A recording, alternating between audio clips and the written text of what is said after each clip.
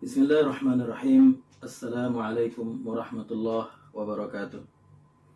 Innal hamdalillah nahmaduhu wa nasta'inuhu wa nastaghfiruh wa na'udzu billahi min shururi anfusina wa sayyiati a'malina may yahdihillahu fala mudilla lahu wa may yudlilhu fala hadiya lahu.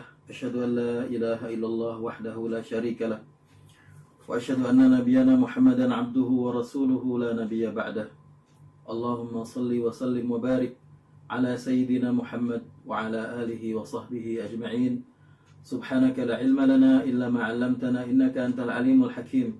Allahumma 'allimna bima yanfa'una wanfa'na bima 'allamtana innaka ala kulli syai'in qadir. Amma ba'd, ma'asyiral muslimin rahimakumullah.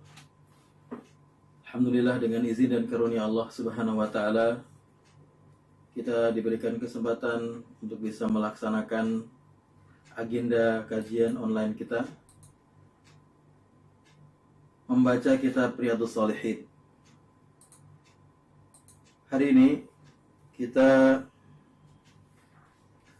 masih di bab yang ke-23, yaitu bab al-amri bil ma'ruf wan nahyi 'anil munkar. Bab amar ma'ruf nahi munkar. Hadis yang terakhir kita baca kemarin adalah hadis yang ke-191 mengenai bahwa Rasulullah SAW pernah melepas cincin emas yang dipakai oleh salah seorang sahabat dan kemudian membuangnya.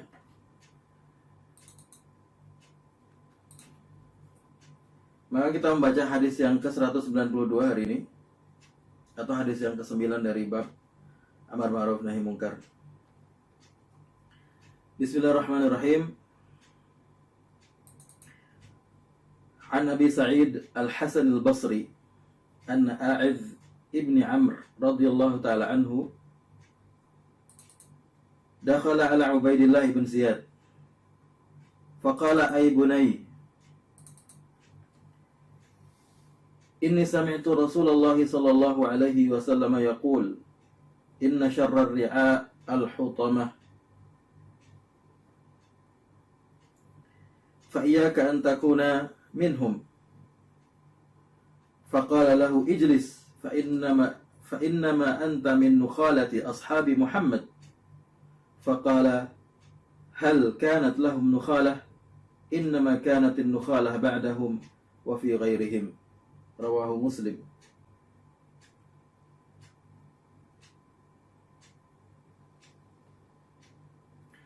Dari Abu Sa'id Al-Hasan Al-Basri bahwa A'idh bin Amr radhiyallahu ta'ala anhu datang kepada Ubaidillah bin Ziyad. Ubaidillah bin Ziyad ini adalah salah seorang gubernur dari kekhilafahan Bani Umayyah di Irak. Di Irak ada beberapa kota dan setiap kota ada gubernurnya, dan beliau ini atau orang ini Ubaidillah bin Ziyad adalah salah seorang dari gubernur di Irak pada masa kekhilafahan Bani Umayyah. Kekhilafahan Bani Umayyah adalah kekhilafahan atau kerajaan, ya, sistem kerajaan pertama yang muncul di era Islam setelah zaman Rasulullah dan Khulafaur Rasyidin. Dia masuk kepada Ubaidillah bin Ziyad kemudian berkata, "Wahai anakku," dipanggil anak karena masih muda dan sahabat ini dia sudah sepuh, ya. "Aku mendengar Rasulullah Shallallahu Alaihi Wasallam bersabda, sesungguhnya penggembala yang paling buruk adalah al-hutamah. Al-hutamah yaitu yang kasar dan membuat gembalaannya menjadi tercerai-berai atau yang semacamnya. Jadi bukan gembala yang baik. Yang dimaksud di sini adalah bahwa A'idh bin Amr, sahabat ini ingin menasihati seorang gubernur, mengatakan bahwa sesungguhnya pemimpin yang paling buruk adalah pemimpin yang berkhianat kepada masyarakatnya atau rakyatnya. Itu yang dimaksud dalam perkataan A'idh bin Amr ini. Fa iyyaka an takuna minhum, maka janganlah engkau seperti mereka.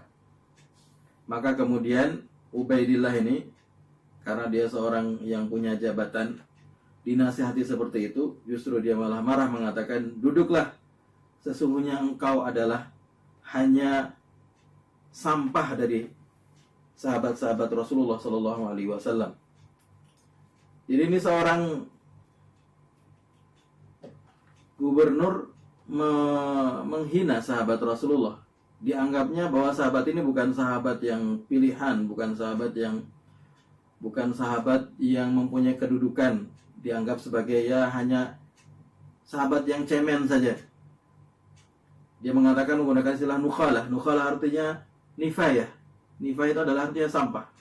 Jadi hal yang paling buruk di antara segala hal, yang paling bawah, yang dibuang. Faqala, maka di sini izzah dia sebagai seorang sahabat, dan seorang sahabat tentunya harus dihormati, dan seorang sahabat harus dimuliakan karena Allah memuliakan sahabat Rasulullah Sallallahu Alaihi Wasallam. Muhammadur Rasulullah walladzina ma'ahu asyidda walal kufar ruhama bainahum. Allah menyebut sahabat Rasulullah Sallallahu Alaihi Wasallam dalam Al-Quran dan memuji mereka. Bagaimana mungkin kita merendahkan para sahabat Rasulullah Sallallahu Alaihi Wasallam, padahal Allah sendiri memuliakan. Dan Rasulullah juga pernah mengatakan, la tasubbu ashabi, fawallahi law anfaqa ahadukum mislu uhudin zahaban ma balagha mudda ahadihim wala nasifah. Janganlah kalian mencela sahabatku. Demi Allah, seandainya kalian berinfak dengan infak yang sebesar gunung Uhud, maka hal itu, pahala dari infak tersebut tidak akan sampai satu sok atau setengah sok dari emas. Seandainya dia berinfak dengan emas sebesar gunung Uhud, maka itu tidak akan sampai melebihi setengah sok dari apa yang dimiliki atau pahala yang dimiliki oleh para sahabat Rasulullah SAW. Artinya bahwa kedudukan sahabat sangat mulia, dan bahwa sahabat Rasulullah SAW dimuliakan oleh Allah SWT, dan bahkan sebagian mereka dijamin masuk surga. Dijamin masuk surga artinya mereka tidak akan masuk neraka dan pasti akan masuk surga. Jadi hampir sama dengan para nabi, ya hampir sama dalam artian bahwa sama-sama tidak tersentuh api neraka dan masih masuk surga. Maka di sini A'idh bin Amr, seorang sahabat, dia menjawab, wahal kanat lahum nukhalah, apakah ada sahabat Nabi yang menjadi sampah? Innama kanatin nukhalah ba'dahum wa fi ghairihim. Sesungguhnya sampah-sampah itu adalah selain para sahabat dan sesudah para sahabat. Maksudnya orang-orang seperti kalian inilah yang hidup setelah sahabat Rasulullah SAW, yang menghina sahabat Rasulullah SAW, itulah sampah sebenarnya. Apa yang kita bisa ambil dari hadis ini adalah bahwa sahabat Rasulullah SAW, A'idh bin Amr, pertama dia melaksanakan tugasnya untuk beri nasihat kepada pemimpin. Kemarin dalam bab nasihat, ad-dinun nasihat, sesungguhnya agama adalah nasihat. Sahabat bertanya kepada siapa, wahai Rasulullah? Kemudian Rasulullah menjelaskan kepada Allah, kepada kitabnya, kepada Rasulnya, kepada a'immatil muslimin wa ammatihim, dan kepada para pemimpin umat Islam dan orang awam.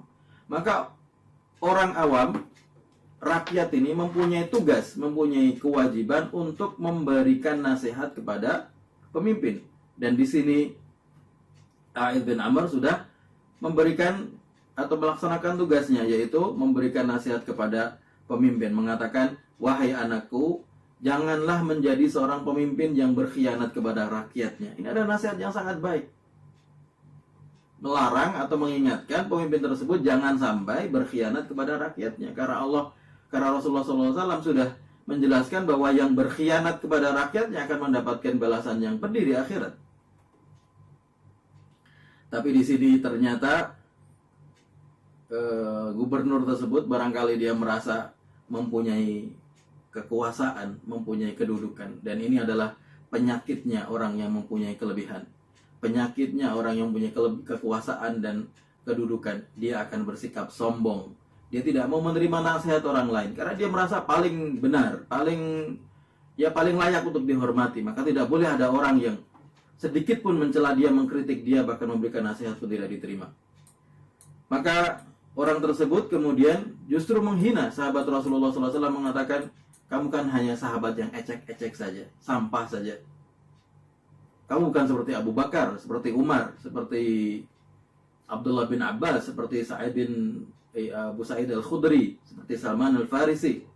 Kamu hanya sahabat yang tidak terkenal. Kamu hanya sampah saja. Tentunya apa yang dilakukan oleh gubernur ini adalah sesuatu yang sangat bahaya, ya. Menghina sahabat Rasulullah adalah dosa besar. Karena Rasulullah melarang dengan nasnya, mengatakan la tasubbu ashabi. Jangan kalian mencela sahabat-sahabatku. Maka di sini kemudian sahabat Rasulullah SAW, dia berani mengucapkan kata-kata yang benar di depan pemimpin yang ini zalim, pemimpin yang menghina sahabat Rasul, melakukan kezaliman. Maka dia mengatakan, emangnya sahabat Rasulullah ada yang jadi sampah? Sahabat Rasulullah adalah orang-orang pilihan yang dipilih Allah Subhanahu wa taala untuk membersamai Rasulullah, membantu Rasulullah, mendukung Rasulullah dalam suka dan dukanya dalam rangka memenangkan agama ini. Mana ada yang sampah? Kemudian beliau mengatakan, sesungguhnya sampah adalah orang-orang selain para sahabat dan orang-orang setelah sahabat. Jadi keberanian beliau berkata di depan gubernur yang zalim ini bagian dari aplikasi dari amar ma'ruf nahi mungkar. Bagian dari mengamalkan hadis, man ra'a minkum munkaran falyughayyirhu bi yadihi fa illam yastati' fa biqalbihi wa illam fa bi lisanihi wa illam yastati' fa biqalbihi. Beliau mengatakan merubah kemungkaran itu dengan lisannya. Beliau mengatakan, perkataanmu tidak benar, nggak boleh ngomong seperti itu. Sahabat tidak ada yang menjadi sampah. Baik, hadis yang selanjutnya,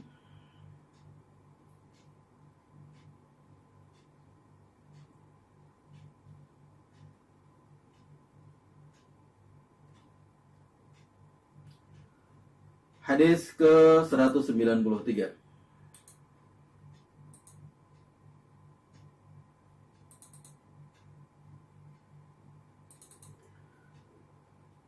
An Hudzaifah radhiyallahu taala anhu, anin Nabi sallallahu alaihi wasallam qala,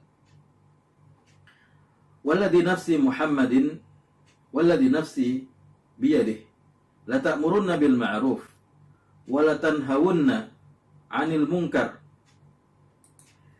aw la yushikanna Allahu an yab'atha 'alaikum 'iqaban minhu thumma tad'una fala yustajabu lakum. Rawahu Tirmidzi wa qala haditsun hasan.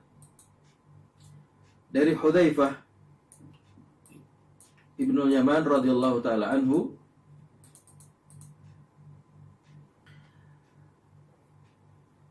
dari Nabi Muhammad sallallahu alaihi wasallam, beliau bersabda, demi zat yang jiwaku ada di tangannya,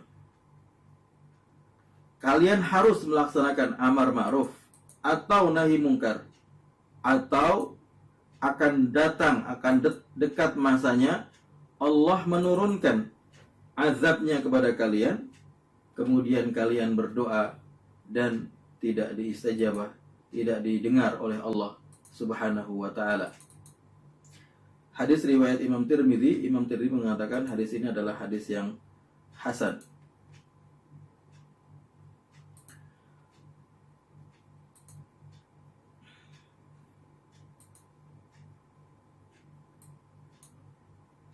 Rawi dari hadis ini adalah Hudzaifah Ibnu Yaman radhiyallahu taala anhu.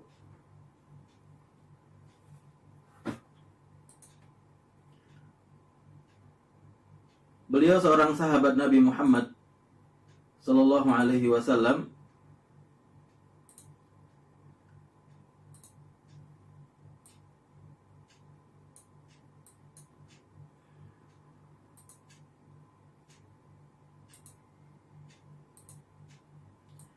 Beliau seorang sahabat Rasulullah sallallahu alaihi wasallam yang mulia, di antara sahabat-sahabat yang terkemuka. Beliau mempunyai gelar sebagai sahibu sirri Rasulullah sallallahu alaihi wasallam. Artinya orang yang memegang rahasia Rasulullah sallallahu alaihi wasallam. Kenapa? Karena Rasulullah sallallahu alaihi wasallam banyak menyampaikan rahasia-rahasia yang hanya disampaikan kepada Hudzaifah dan tidak disampaikan kepada sahabat lain. Di antaranya adalah rahasia mengenai list nama-nama orang-orang munafik yang ada di Madinah pada zaman Rasulullah sallallahu alaihi wasallam. Sampai pada suatu hari pernah Umar bin Khattab datang kepada Hudzaifah bin Yaman mengatakan, "Wahai Hudzaifah, apakah Rasulullah pernah menyebutku dalam daftar kaum munafik di Madinah?" Ya, karena beliau yang memegang daftarnya.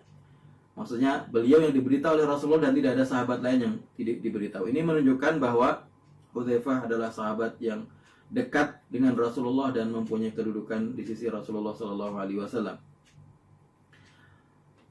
Beliau masuk Islam bersama ayahnya dan ingin mengikuti perang Badar, kemudian dihadang oleh orang-orang Quraisy, orang-orang musyrik Quraisy. Di perjalanan menuju Badar tersebut. Dan mereka mengatakan, "Innakum turiduna Muhammadan." Kalian pasti ingin membantu Muhammad. Faqala, mereka menjawab, "Ma nuridu illal Madinah." Kami tidak ingin ikut berperang, kami hanya ingin pergi ke Madinah. Maka kemudian mereka, orang-orang kafir Quraisy itu mengambil janji, meminta mereka bersumpah untuk supaya bahwa sesuai yang mereka katakan, mereka tidak akan ikut berperang dalam perang Badar.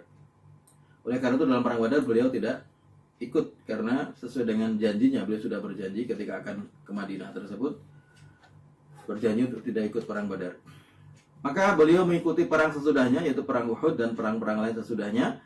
Dan ayahnya sendiri kemudian syahid dalam perang Uhud. Dan syahidnya ini agak unik ya, yaitu bahwa dalam peperangan itu kadang-kadang karena saking banyaknya orang dan perangnya kan berhadapan-hadapan seperti itu, maka bisa jadi ada panah yang nyasar kepada temannya sendiri atau pedang yang nyasar kepada temannya sendiri, kepada pasukannya sendiri. Nah, ini terjadi. Ayahnya Hudzaifah Al-Yaman ini meninggalnya adalah terbunuh oleh kaum muslimin sendiri secara tidak sengaja. Secara tidak sengaja. Dan di situ ketika beliau mengetahui bahwa ayahnya meninggal, beliau mengatakan, "Yaghfirullahu lakum wa huwa arhamur rahimin." Semoga Allah mengampuni kalian, maksudnya orang-orang yang membunuh secara tidak sengaja. Dan Allah itu Maha Zat yang paling berbelas kasih.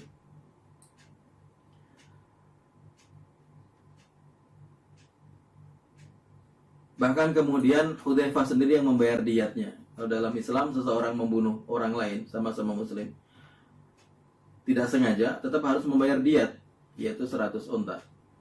Dan di situ kemudian Hudzaifah justru yang membayar untuk mereka. Ketika sampai di Madinah, beliau dipersaudarakan dengan Ammar bin Yasir.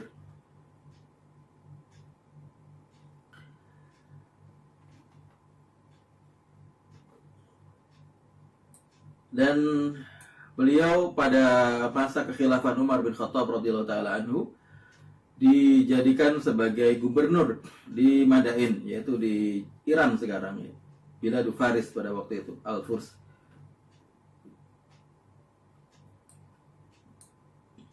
Karena beliau juga mengikuti peperangan-peperangan di mana umat Islam waktu itu mengalahkan kekaisaran Kisra yang memimpin Iran selama beribu tahun di sana. Meninggal pada tahun 36 Hijriah di Madain di Iran. Dalam hadis ini Hudzaifah bin Yaman meriwayatkan bahwa Rasulullah SAW bersabda, "Demi zat yang jiwaku ada di tangannya." Di sini Rasulullah bersumpah dengan Allah Subhanahu wa taala, tapi tidak mengatakan demi Allah, tapi mengatakan demi zat yang jiwaku ada di tangannya. Kenapa? Karena setiap jiwa kita ada di tangan Allah Subhanahu wa taala. Allah yang berkehendak untuk memberikan kita kehidupan atau berkehendak untuk mencabut kehidupan dari diri kita. Berarti semua kehidupan kita, jiwa kita ada di tangan Allah Subhanahu wa taala. Dalam hadis ini kita bisa mengambil pelajaran bahwa orang boleh bersumpah bukan hanya karena diminta untuk bersumpah. Kan sumpah itu adalah penguatan atas apa yang disampaikan, dan sumpah itu ada konsekuensinya. Karakter bersumpah tapi kemudian dia tidak menepati sumpahnya, itu ada kafaratnya, kafaratul yamin, membayar denda atas apa yang dilakukan itu. Dan tentunya ada dosa juga di sisi Allah SWT. Kalau tidak ada dosa, kenapa disuruh membayar kafarat, ya kan? Maka bersumpah itu tidak dianjurkan untuk dalam hal-hal yang remeh-temeh. Maksudnya tidak ada sebab kemudian bersumpah sedikit-sedikit demi Allah, sedikit-sedikit demi Allah. Itu bukan hal yang baik. Walaupun itu menjadi di sebagian kebudayaan, itu menjadi semacam kebiasaan, ya. Itu sudah menjadi kebiasaan terlanjur. Tapi aslinya kalau kita kembalikan kepada hukum asalnya, bersumpah itu tidak baik. Kenapa? Karena kita berarti mewajibkan sesuatu kepada kita, harus menepati sumpah itu. Sama dengan bernazar. Bernazar juga sama. Bernazar itu artinya kita mewajibkan komitmen tertentu untuk melakukan sesuatu kepada diri kita. Itu juga dilarang dalam Islam. Maksudnya dilarang jangan banyak bernazar. Jangan dikit-dikit bernazar, dikit-dikit bernazar. Karena bernazar mempunyai konsekuensi. Demikian juga bersumpah. Tapi walaupun demikian, kalau misalnya pertama kalau diminta bersumpah karena ada hal yang memang urgen untuk hal yang penting untuk dijelaskan bahwa ini adalah yang seperti ini yang benar, maka kalau diperlukan bersumpah, diminta bersumpah, maka dia boleh bersumpah. Seperti ketika misalnya orang di pengadilan untuk menetapkan sesuatu fakta dalam pengadilan, barangkali hakim akan meminta, atau kalau dalam persidangan sekarang bahkan semua yang saksi yang akan diperiksa, dia harus bersumpah bahwa dia komitmen untuk berkata benar sesuai dengan apa yang diketahuinya. Jadi yang pertama ketika diminta, orang boleh bersumpah. Yang kedua, ketika dia ingin menyampaikan sesuatu yang penting, maka dia juga boleh bersumpah. Dan dalilnya dari hadis ini bahwa Rasulullah SAW di sini ingin menjelaskan sesuatu yang sangat penting, maka kemudian beliau bersumpah. Dan ini sering diulang Rasulullah dalam berbagai hadisnya. Dalam hal-hal yang Rasulullah ingin sampaikan karena itu adalah hal yang penting, beliau memulainya dengan sumpah. Rasulullah mengatakan, kalian harus amar ma'ruf nahi mungkar.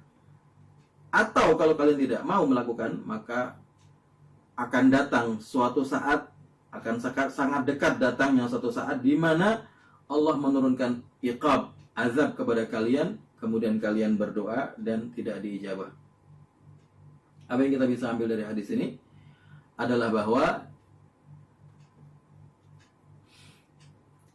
akibat dari meninggalkan amar ma'ruf nahi mungkar itu sangat berat. Pertama adalah diturunkannya azab. Ini juga sesuai dengan ayat yang pernah kita baca, wattaqu fitnatan la tusibanna alladziina zalamu minkum khassah. Hendaklah kalian khawatir dengan azab yang diturunkan bukan hanya kepada orang yang zalim, tapi kepada juga yang tidak zalim tapi tidak mau merubah kezaliman itu. Juga hadis Zainab, kalau tidak salah hadis istri Rasulullah kemarin, yang hari kemarin, Rasulullah beliau bertanya kepada Rasulullah, ya Rasulullah, anuhlaku wa yubqa fina salihun. Apakah kita bisa binasa padahal banyak orang yang saleh? Rasulullah mengatakan, na'am, idza kathurul khabath. Iya, kalau terlalu banyak keburukan, kemungkaran, artinya berarti orang yang baik itu tidak berusaha untuk merubah kemungkaran tersebut. Di sini juga sama. Akibat pertama dari tidak mau amar ma'ruf nahi mungkar adalah Allah akan menurunkan azabnya kepada semua yang ada dalam kaum itu. Seperti kisah Ashabus Sabti di kalangan Yahudi. Kemudian yang kedua, summa tad'una fala yustajabu lakum. Yang kedua adalah, efek yang kedua, kalian berdoa dan tidak diijabah oleh Allah Subhanahu wa taala. Padahal orang yang beriman by defaultnya, normalnya seorang yang beriman berdoa akan diijabah oleh Allah Subhanahu wa taala. Tapi kalau sudah terjadi mereka tidak mau amar ma'ruf nahi mungkar, maka Allah akan menurunkan konsekuensi seperti itu. Mereka berdoa tapi tidak didengar oleh Allah Subhanahu wa taala. Ini menunjukkan bahwa tidak semua doa orang yang beriman itu diijabah. Ada doa yang tidak diijabah. Doa yang mana? Doa yang tidak sesuai dengan syarat dan rukunnya, tidak sesuai dengan adab-adabnya. Doa yang di dalamnya tidak sesuai dengan apa yang diajarkan Rasulullah SAW. Orang berdoa misalnya minta supaya orang lain celaka, ya tidak akan dijawab oleh Allah Subhanahu Wa Taala. Doa supaya dia mendapatkan Misalnya, ya Allah matikan saya, berdoa seperti itu tidak boleh oleh Rasulullah SAW, dilarang meminta mati. La yatamanna ahadukumul maut. Jangan sampai kalian berdoa minta supaya mati, nggak boleh. Jadi ada doa-doa yang tidak dijawab oleh Allah SWT, walaupun Allah mengatakan dalam Al-Quran, Udu'uni astajib lakum. Mintalah kepadaku, aku akan penuhi. Nah, ayat ini bersifat umum, nanti akan ada hal-hal yang spesifik, yang khusus, yang keluar dari keumuman ini sesuai dengan apa yang disampaikan oleh Rasulullah SAW seperti dalam hadis ini. Hadis yang selanjutnya, hadis ke 195. An Abi Abdullah Tariq bin Shihab Al-Bujali Al-Ahmasi. Maaf, yang sebelum itu, yang 194. An Nabi Sa'id Al-Khudri radhiyallahu taala anhu, an Nabi sallallahu alaihi wasallam, afdalul jihadi kalimatu haqqin, kalimatu adlin inda sultanin jair. Rawahu Abu Dawud wa Tirmidzi wa qala haditsun hasan. Dari Abu Sa'id Al-Khudri radhiyallahu taala anhu, dari Nabi Muhammad sallallahu alaihi wasallam, beliau bersabda, sesungguhnya sebaik-baik jihad adalah berkata keadilan, atau dalam riwayat yang lain kalimatu haqqin, berkata yang benar, kebenaran, inda sultanin jair, di depan seorang penguasa yang zalim. Hadis diriwayatkan oleh Imam Abu Dawud dan Tirmidzi. Imam Tirmidzi mengatakan hadis ini hasan. Hasan artinya derajatnya lebih rendah dari sahih, tapi bisa dijadikan sebagai hujjah atau sebagai dalil sumber hukum. Rawi dari hadis ini, Abu Sa'id Al-Khudri, sudah pernah kita bahas. Rasulullah mengatakan bahwa jihad yang paling utama adalah mengucapkan, menjelaskan kebenaran di depan seorang penguasa yang zalim. Kenapa dikatakan sebagai jihad yang paling utama? Karena itu adalah resikonya paling tinggi. Kita berbicara kebenaran di depan orang banyak, orang biasa, orang awam, itu tidak terlalu beresiko. Ada resikonya, barangkali kita akan dicaci maki, barangkali kita akan dijauhi, barangkali kita akan dilempari batu, barangkali. Tapi lebih ringan resikonya daripada kalau bicara kebenaran di depan penguasa yang jelas dia penguasa yang zalim, penguasa yang kejam, penguasa yang tidak adil kepada rakyatnya. Kenapa? Karena 99% dia akan marah dengan apa yang kita sampaikan dan kemudian menghukum kita. Berarti resikonya sangat berat. Jadi layak kalau mengatakan kebenaran di depan seorang yang zalim ini dikatakan sebagai afdalul jihad, jihad yang paling besar, karena resikonya paling besar. Dan sesuai dengan kaidah dalam ajaran Islam bahwa semua amalan itu nilainya di sisi Allah adalah tergantung dari nilai dari tingkat kesusahannya. Semakin susah, semakin beresiko, semakin sulit dilakukan, maka semakin besar, semakin tinggi pahalanya, derajatnya di sisi Allah Subhanahu wa taala. Maka Rasulullah pernah mengatakan kepada Aisyah, "Inna ajraki ala qadri nasabiki." Sesungguhnya pahalamu itu, wahai Aisyah, sesuai dengan kadar kesusahan yang kau temui dalam beramal. Hadis yang selanjutnya, hadis yang ke-195. An Nabi Abdullah Tariq ibn Shihab al-Bujali al-Ahmasi, anna rajulan sa'ala an-nabiy sallallahu alaihi wasallam wa qad wada'a rijlahu fil gharzi ayyul jihadi afdal, qala kalimatu haqqin 'inda sultanin jair. Rawahu an-Nasa'i bi isnadin sahih. Dari Abi Abdullah Tariq Ibn Shihab Al-Bajali Al-Ahmasi radhiyallahu ta'ala anhu, bahwa seorang laki-laki bertanya kepada Rasulullah sallallahu alaihi wasallam,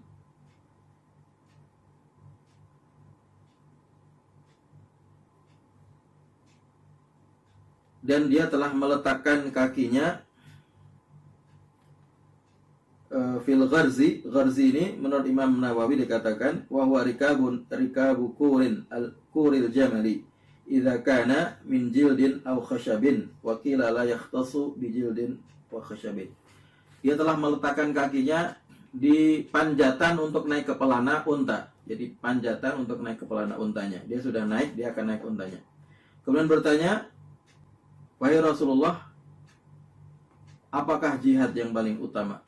Rasulullah menjawab, yaitu kalimatu haqqin, berkata kebenaran, inda sultanin jair, di depan penguasa yang zalim. Hadis riwayat An-Nasa'i. Kemudian Imam Nawawi mengatakan bi isnadin sahih, sanadnya sahih. Hadis ini sama dengan hadis sebelumnya ya, hanya perbedaan lafaz. Tadi sudah saya sampaikan bahwa dalam riwayat yang lain kalimatu haqqin, bukan kalimatu adlin. Kalau riwayat Abu Sa'id yang sebelumnya kalimatu adlin, di sini kalimatu haqqin. Ini kembali menunjukkan, menguatkan bahwa terkadang satu hadis yang sama itu disampaikan oleh beberapa sahabat yang berbeda dengan lafaz atau redaksi berbeda, tetapi mengandung makna yang sama. Lafaznya barangkali berbeda sedikit, tetapi esensinya sama. Itu disebut dengan riwayatul hadis bil makna, meriwayatkan hadis dengan maknanya. Rawinya sendiri, rawi dari hadis ini adalah Tariq bin Syihab al-Bajali. Dia adalah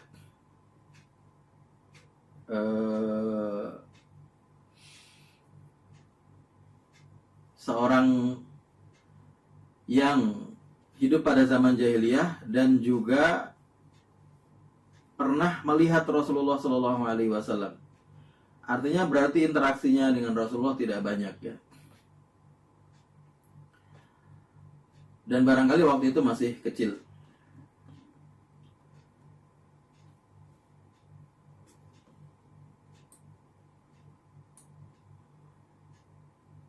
Maaf, dia ketika datang kepada Rasulullah SAW,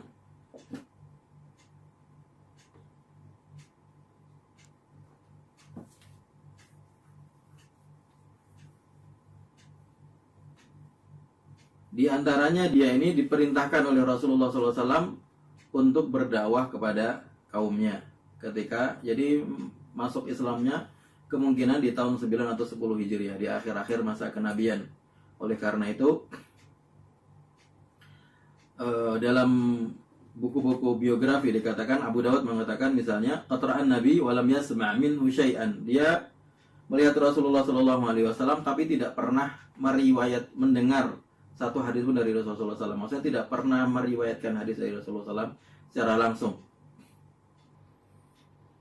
Maka Ibnu Hajar dalam Al-Isabah fi Tamyiz As-Sahabah, ini adalah sebuah buku mengenai biografi sahabat. Ini adalah buku terbaik dalam biografi sahabat Rasulullah SAW. Jadi kalau kita lihat para ulama sejak kira-kira abad ke-2 Hijriah itu sudah menulis biografi para sahabat dalam bentuk buku.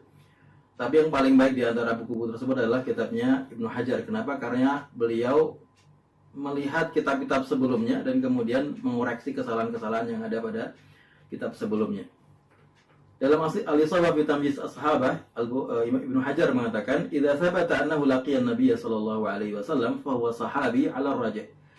Kalau ada sebuah riwayat yang menetapkan bahwa beliau pernah melihat Rasul dan memang ada riwayatnya, berarti beliau adalah seorang sahabat. Ini adalah sesuai pendapat yang kuat karena semua orang yang dalam mukadimah Ibnu Hajar menjelaskan mengenai definisi sahabat mengatakan as-sahabi man laqiyan Nabi sallallahu alaihi wasallam wa amana bihi wa mata ala dzalik. Seorang sahabat adalah yang bertemu dengan Rasulullah sallallahu alaihi wasallam, beriman kepadanya dan mati dalam kondisi iman.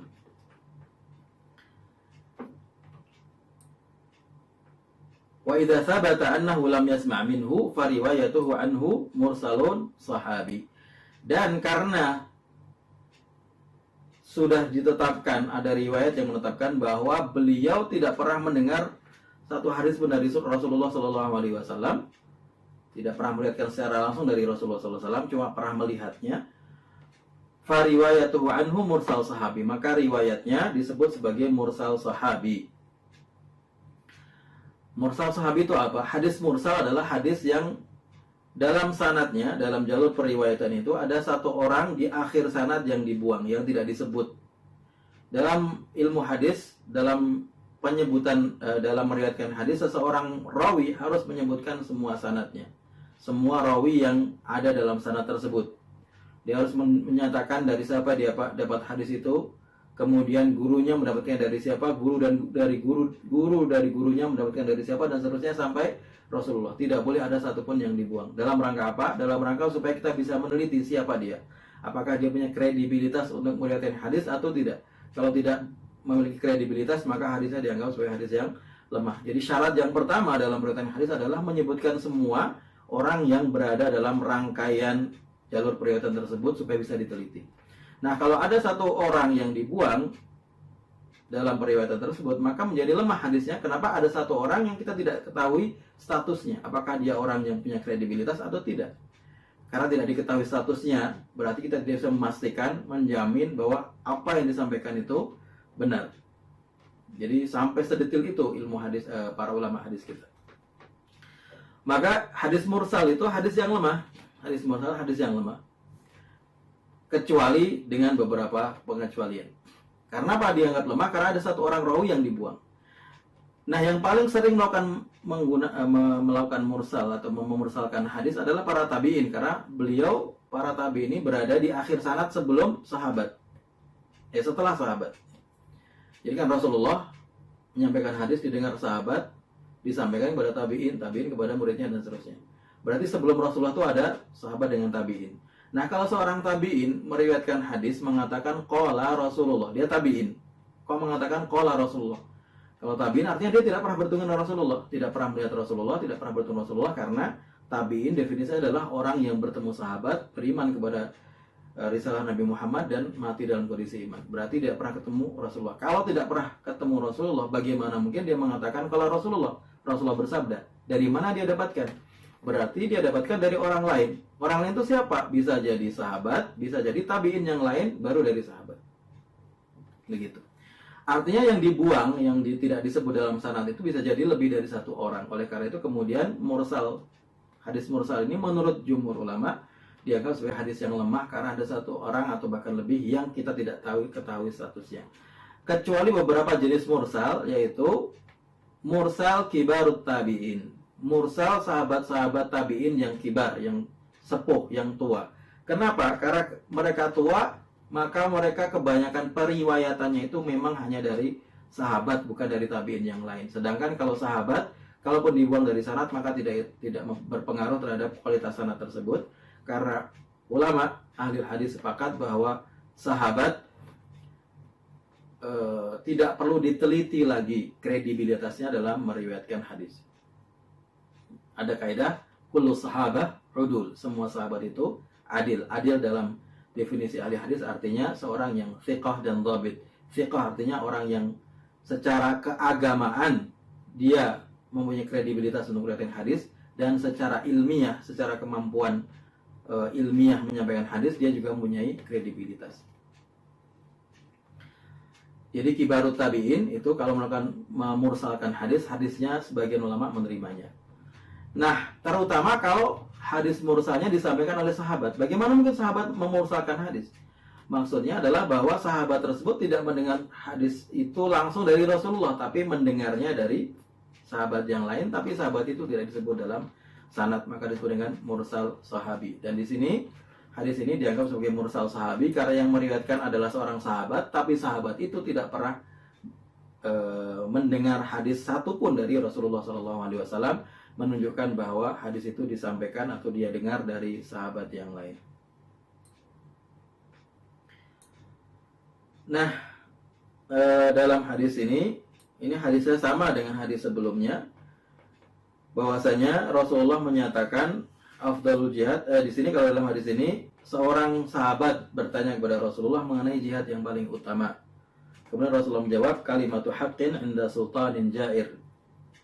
Kata yang benar, menyampaikan kebenaran di depan penguasa yang zalim. Berarti hadis ini sama isinya dengan hadis yang sebelumnya, walaupun redaksinya berbeda, dan ini bisa dimungkinkan terjadi. Disebut dengan ar-riwayatu bil ma'na, riwayatul hadis bil ma'na, meriwayatkan hadis dengan maknanya saja. Maknanya sama, esensinya sama, tapi redaksinya berbeda. Itu barangkali yang membuat Imam Nawawi meletakkannya sesudah hadis yang pertama, hadis Abu Sa'id Al-Khudri tadi, yang isinya sama. Tapi hadis ini kenapa disampaikan juga? Karena menjelaskan makna yang lebih spesifik, yaitu kalau hadis Abu Sa'id mengatakan kalimatu adlin, kata keadilan, yang menyampaikan keadilan ini tidak terlalu, masih agak abstrak ya. Kalau keadilan tuh kok menyampaikan keadilan maksudnya bagaimana? Maka dijelaskan dalam hadis yang selanjutnya ini kalimatu haqqin, yaitu kebenaran. Nah, kalau kebenaran lebih jelas. Berarti kebenaran adalah sesuatu yang sesuai dengan syariat Allah Subhanahu wa taala. Yang disampaikan adalah apa yang sesuai dengan syariat Rasulullah atau syariat Allah Subhanahu wa taala. Jadi seakan-akan Imam Nawawi meletakkan hadis ini sebagai penguat dan penjelas kepada hadis yang sebelumnya, walaupun maknanya sama. Hadis yang 196, An Ibnu Mas'udin radhiyallahu taala anhu qala, dari Ibnu Mas'ud radhiyallahu taala anhu, dia berkata, Ibnu Mas'ud sudah pernah kita jelaskan biografinya. Qala Rasulullah sallallahu alaihi wasallam, Rasulullah bersabda, "Inna awwala ma dakhala an-naqsu 'ala bani Israil annahu kana ar-rajul yalqa ar-rajula fayaqul, ya hadha ittaqillah wa da' ma tasna' fa innahu la yahillu lak." Sesungguhnya awal kekurangan dalam agama maksudnya kepada Bani Israel adalah bahwa seorang laki-laki bertemu dengan saudaranya, sama-sama Bani Israel, sama-sama seiman, sama-sama Islam, sama-sama menyembah Allah, mengatakan, wahai fulan, bertakwalah kepada Allah, tinggalkan apa yang kamu lakukan, karena ini adalah sesuatu yang tidak halal, ini haram, nggak boleh kamu lakukan. Jadi seorang laki-laki, seorang Bani Israel melihat saudaranya melakukan kemaksiatan, kemudian dinasihati, dikatakan, kamu jangan melakukan ini, nggak boleh, ini haram. Summa yalqahu minal ghad wa huwa ala halihi. Besoknya dia ketemu lagi dengan orang itu, dan ternyata orang tersebut masih melakukan kemaksiatan yang sama. Tetapi yang kedua ini, setelah pertama tadi dia mengingatkan, yang kedua ini, fala yamna'uhu dzalika an yakuna akilahu wa syaribahu qa'idahu. Yang kedua, ketemu kedua tidak mau mengingatkan lagi. Jadi dibiarkan. Sudahlah, kemarin sudah dikasih tahu nggak mau, sekarang saya biarkan.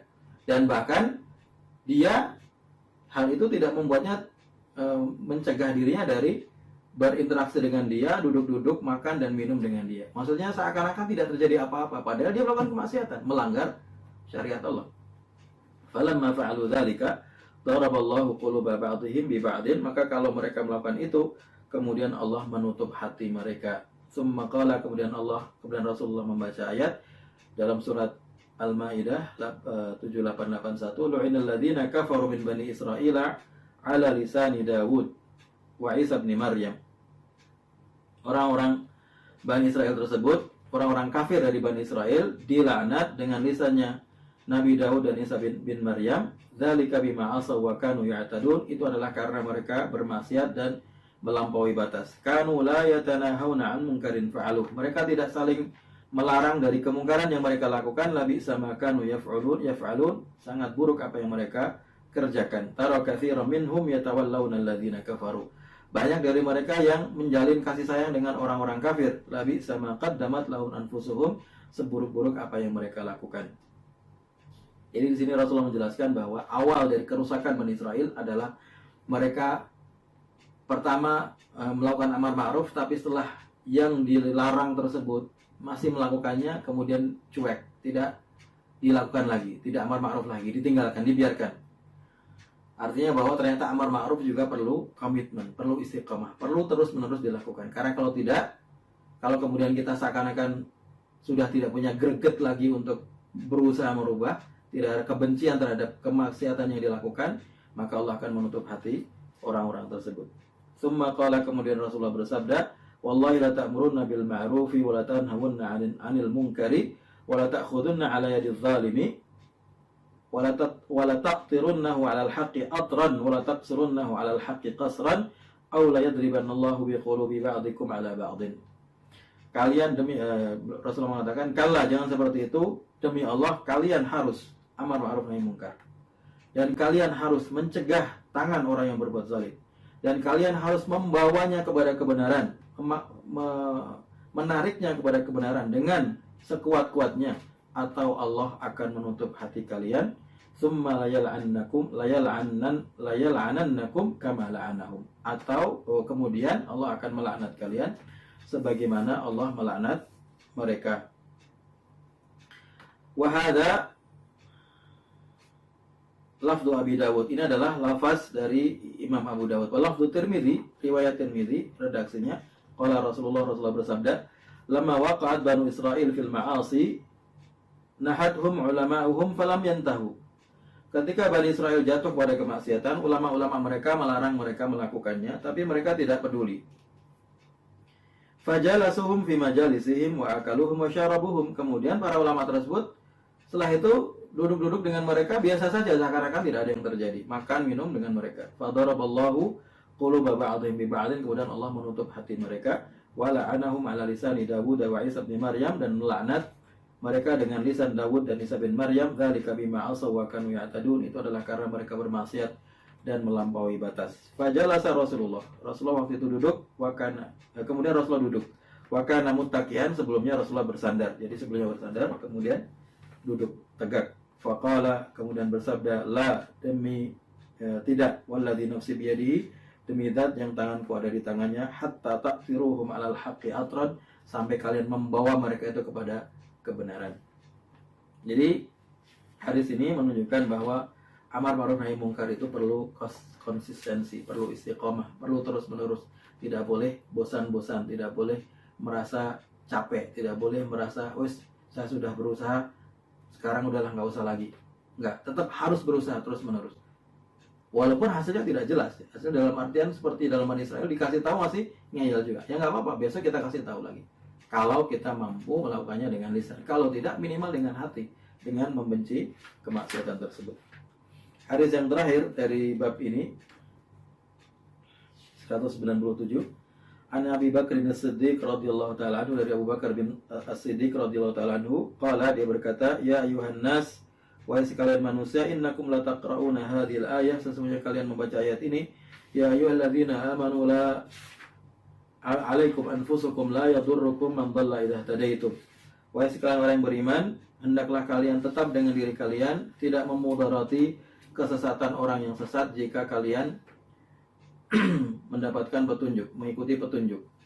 Wa ini sami'tu Rasulullah sallallahu alaihi wasallam yaqul, dan aku mendengar Rasulullah bersabda, innan nasa idza ra'aw adh-dhalim falam ya'khudhu 'ala yadayhi aw syaka an ya'ummahumullahu bi'iqabin minhu.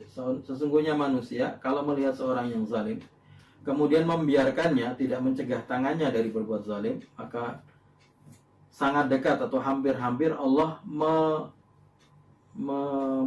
menurunkan azabnya secara umum kepada semua orang yang ada di situ, baik yang melakukan kezaliman ataupun yang membiarkan kezaliman tersebut. Rawahu Abu Dawud wa Tirmidzi wa Nasa'i bi asanid sahihah. Diriwayatkan oleh Abu Dawud, Tirmidzi dan Nasa'i dengan sanad-sanad yang sahih. Dari sini cukup jelas maknanya, sama dengan hadis-hadis sebelumnya, bahwa konsekuensi dari tidak melakukan amar ma'ruf nahi mungkar adalah bahwa Allah akan menurunkan azabnya kepada orang-orang yang ada di situ. Dan di sini Abu Bakar menjelaskan bahwa ada ayat yang seakan-akan difahami secara salah oleh umat Islam, yaitu firman Allah, hendaklah kalian tetap dengan diri kalian, tidak akan mudarat perbuatan orang yang sesat tersebut terhadap kalian. Jadi seakan-akan difahami selama kalian benar, selama kalian taat, ya biarin aja mereka melakukan kemaksiatan itu. Ternyata Abu Bakar mengatakan maksudnya bukan begitu. Karena apa? Karena Rasulullah sendiri menyuruh kita untuk amar ma'ruf nahi mungkar. Berarti ayat itu bukan begitu maksudnya. Terus maksudnya bagaimana ayat ini? Ayat ini maksudnya adalah bahwa setiap orang itu akan membawa dan akan bertanggung jawab dengan perbuatannya sendiri-sendiri, akan menanggung beban dosanya sendiri-sendiri. Sehingga kalau ada orang melakukan dosa tersebut tidak akan dibebankan kepada dia. Maksudnya begitu. Nanti di akhirat kita masing-masing akan bertemu dengan Allah, berdiri di depannya dengan mempertanggungjawabkan diri kita sendiri-sendiri sesuai dengan ayat yang lain. Allah mengatakan, alla taziru waziratun wizra ukhra, bahwa setiap jiwa tidak akan menanggung dosa jiwa yang lain. Dalam ayat yang lain Allah mengatakan, wala tus'aluna amma kanu ya'malun, dan kalian tidak akan ditanya mengenai apa-apa yang sudah dilakukan oleh orang-orang terdahulu. Jadi semua dosa-dosa orang terdahulu mereka sendiri yang memikulnya, kalian akan memikul dosa kalian sendiri.